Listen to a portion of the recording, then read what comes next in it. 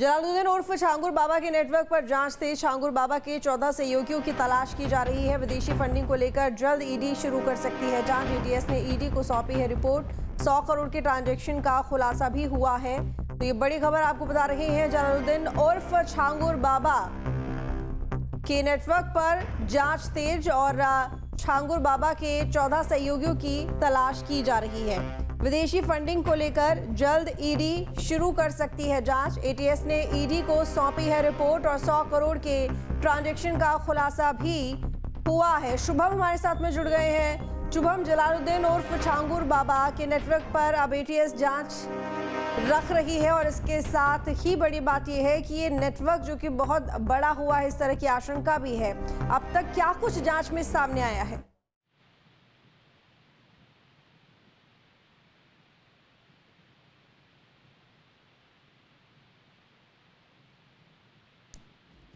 शुभम, मेरी आवाज मिल रही है?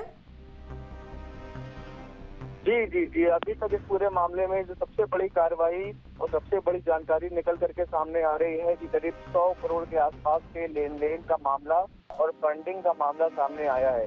और इसे लेकर के आने वाले दिनों में ईडी भी जांच में जुड़ सकती है। ईडी बताया जा रहा है इस पूरे मामले की जांच करेगी कि लगभग करीब 14 बैंकों के आसपास की डिटेल सामने आ रही है और करीब 2021 से 2024 के बीच में अलग अलग खातों में करीब 14 से 15 करोड़ रुपए भेजने के ट्रांजैक्शन की तमाम जानकारियां भी निकल करके सामने आई।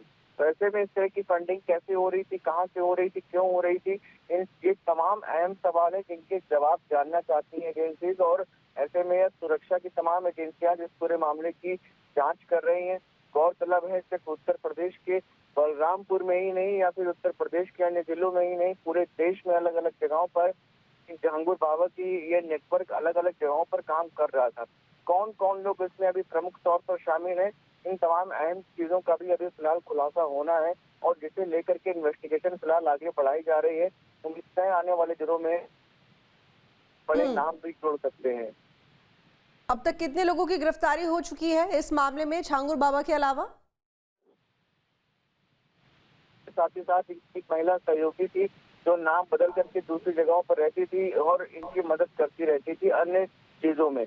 तो फिलहाल अभी इन दोनों की गिरफ्तारी हुई है और काफी ऐसे लोगों की भी गिरफ्तारी बताया जा रहा है की गई है जो इस पूरे धर्मांतरण के मामले में जुड़े रहते थे और पूरी तरीके से इनका सहयोग करते थे।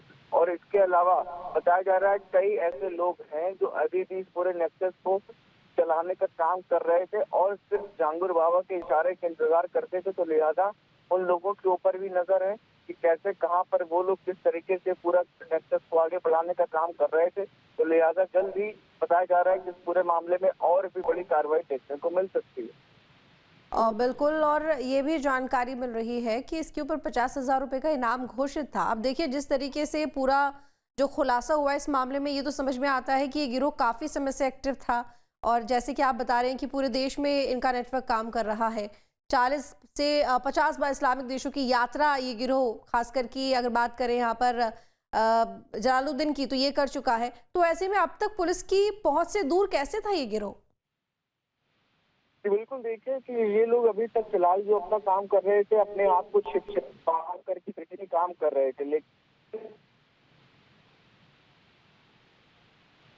किया इस तरीके का प्रयास भी करते थे कि जब उनको एहसास होता था कि उनके साथ कुछ गलत हो रहा है तो उनको पुलिस की धमकी और अन्य तौर तरीकों से उनको डराने धमकाने का प्रयास करते थे, जिससे कि वो सब अपनी बात बाहर नहीं निकालते थे।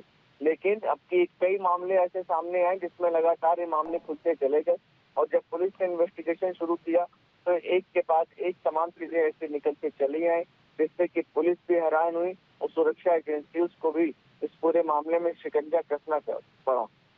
विदेशी फंडिंग की जो बात हो रही है शुभम, इसको लेकर क्या जानकारी?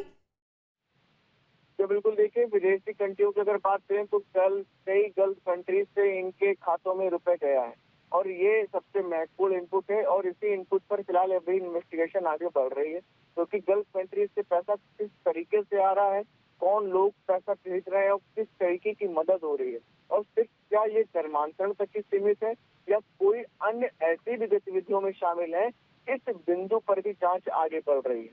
जी जिन भी लोगों का धर्म परिवर्तन कराया गया है, क्या उनमें से कभी किसी ने शिकायत इस मामले को लेकर नहीं की?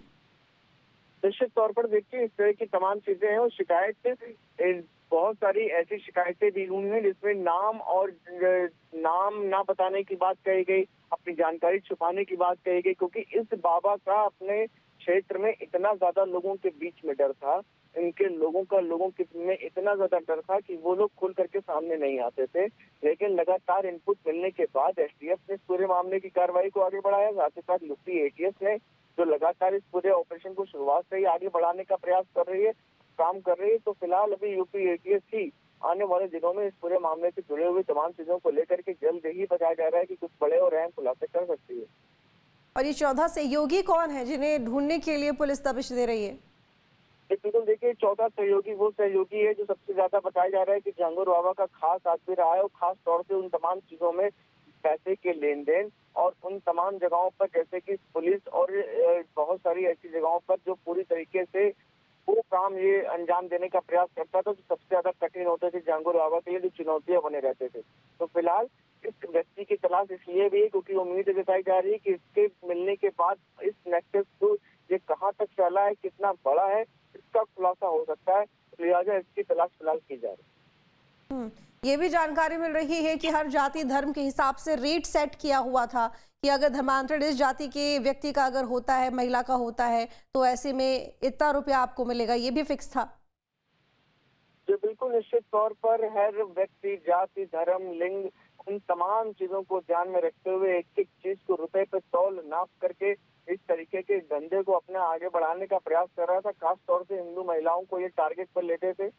उसके अलावा उनको जो है पहले प्रेम जाल में फंसाने का काम करते थे, फिर जब नाम बदल करके प्रेम जाल में फंसाते थे, फिर उसके बाद धीरे धीरे चीजें खुलना शुरू होती थी, तो उनको ये अपने धर्म में लाने का प्रयास करते थे। ऐसे में इस दौरान ये तमाम ऐसे जो है प्रयासों को तो पूरी तरीके से जमीन पर उतारने का प्रयास करते थे, जिससे कि जो भी इनका जो टारगेट है वो पूरी तरीके से आसानी से हो पाए। फिलहाल इस पूरे मामले को लेकर के पुलिस की इन्वेस्टिगेशन तेजी के साथ आगे बढ़ रही है। उम्मीद है आने वाले दिनों में इससे जुड़ी हुई तमाम अहम जानकारियां भी सामने आएंगी। शुभम, एक बात और इस पूरे मामले में जो समझ में आती है अब तक की जांच में जो भी चीजें सामने आई हैं कि इनका जो सॉफ्ट टारगेट है वो महिलाएं और युवतियां ही थी, हिंदू महिलाएं और युवतियां जिनका इन्होंने धर्म परिवर्तन करवाया। जी बिल्कुल, मैंने पहले ही कहा कि जैसे कि इनका टारगेट जो थी, सॉफ्ट टारगेट इनका हमेशा से ही महिलाएं रही और खास तौर से कमजोर वर्ग। तो ये उनको ही टारगेट करना इनके लिए सबसे इजी रहता था, क्योंकि महिलाओं को खास तौर से दबाव में हड़दब में लेने का प्रयास करते थे, और जब खुलासा जब होता था तब ये किसी भी तरीके से अपने जो इनका पूरा षड्यंत्र होता था उसमें पूरी तरीके से उनको लाने का प्रयास करते थे। और इसी तरह कमजोर वर्ग के लोगों को इसलिए कि जिससे कि वो कहीं आवाज ना उठा पाए, और ये प्रयास लगातार इसीलिए किए ही गए, जिसकी वजह से इंटरनेशनल और धर्मांतरण की जो पूरी प्रक्रिया है वो तेजी के साथ फूलती रही और आगे तेजी के साथ बढ़ती रही, और जिसकी वजह से इनका ना ही ये कहीं खुलासा हो सका और लंबे समय तक ये अपना काम इसी तरीके से बखूबी करते रहे। ठीक है शुभम, बहुत शुक्रिया आपका तमाम जानकारी के लिए। नजर बनाए रखिएगा। जहाँ भक्ति है हर शब्द में, कथाओं में छुपे हैं दिव्य रहस्य, और ज्योतिष देता है जीवन को दिशा। धर्म से जुड़ी हर बातों को जानने के लिए हमारे चैनल स्तुति को सब्सक्राइब करें। चैनल पर जाने के लिए इस लिंक पर क्लिक करें।